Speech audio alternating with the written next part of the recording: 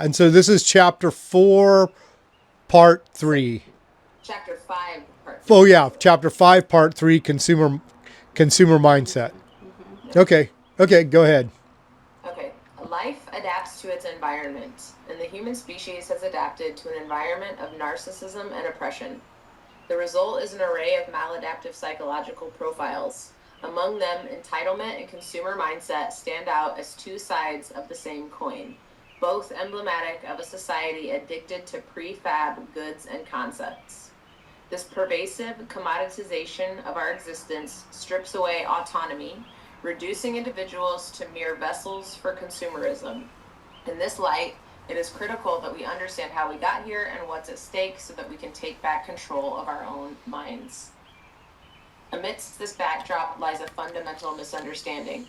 Our relentless pursuit of quote unquote ease seems to veer toward the total elimination of challenge, but this would be a mistake and a misunderstanding of the nature of life. First, challenge cannot be eliminated because it literally facilitates the growth of all life on this planet. No matter how many technological advancements we make as a species, the challenge of life and death will continue to show up in new and unexpected forms. And second, even if we could eliminate challenge, we wouldn't want to because that would mean working against our own growth.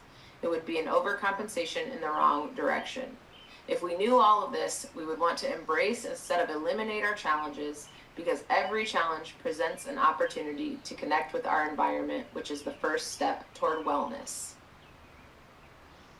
That's like the introduction. Okay.